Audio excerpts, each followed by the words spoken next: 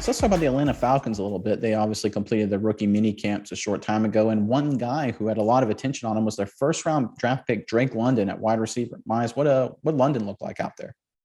Well, Nick, per the Washington Post, Drake London celebrated good health and a new contract at minicamp. Obviously, last year at Southern Cal, London had fractured his right ankle, but they said he was thrilled to have no restrictions for Friday's session of two-day minicamp, which I think is very good for Falcons fans that he is already practicing with no restrictions.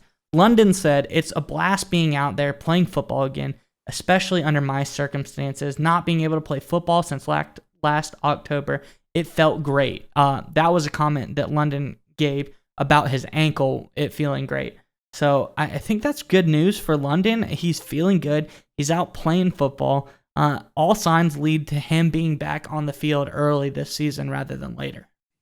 Yeah, and I think the thing with London and really all rookies at minicamp is this is the first chance the coaches and the scouts and the entire organization gets to see these guys in an environment that they haven't explicitly trained for. And let me explain. Anytime any of these guys go to a combine or a pro day, and obviously London was coming off the injury, so he had some limitations there, they are specifically trained for that event for weeks, sometimes months. So it's sort of an artificial testing environment. They've been running, if it's a pro day, they've gone through that routine like 30 times before the actual day itself.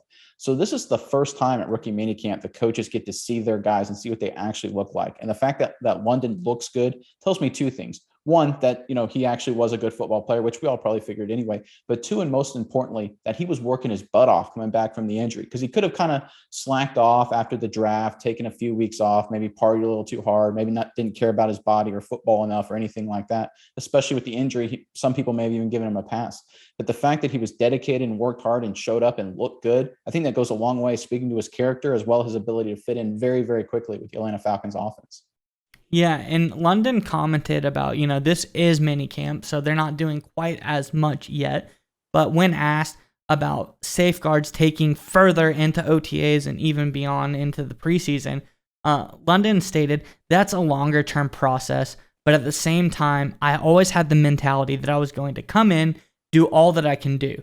And London said later, "They didn't put any restrictions on me, right, so I'm going to keep going. I'm going to keep doing everything that I can do." So it sounds like he's ready to keep going, pushing the envelope further and further every day, don't you think? Yeah, and I think that's a great mentality to have, and credit for London for, hey, I'm going full speed ahead. I'm fully back from the injury that I had in my senior year, and I want to contribute right away. Because when you draft a guy in the first round, especially where the Falcons picked him, he needs to be a day one contributor. And it looks like he will be. And it's a great news for the Falcons because he's the perfect fit for Atlanta. Because obviously the Falcons have Cordell Patterson. He's kind of their X factor. They have Kyle Pitts, who is another matchup nightmare. And Drake London will fit in absolutely perfectly. And I go back to Lance Zierlein and over at NFL.com. He wrote this about London, which I think is awesome. It fits in perfectly with the Atlanta Falcons. Quoting Zierlein, "London's pro career would benefit from playing with a diverse receiving core that allows play callers to play to London's strengths." That just fits exactly what the Falcons are. They have a diverse talent with Patterson and Pitts, though in London, and that's a perfect fit for London and the Atlanta Falcons. Well, Nick, another little quip from minicamp that a lot of people may not be talking about, or they could. You never know.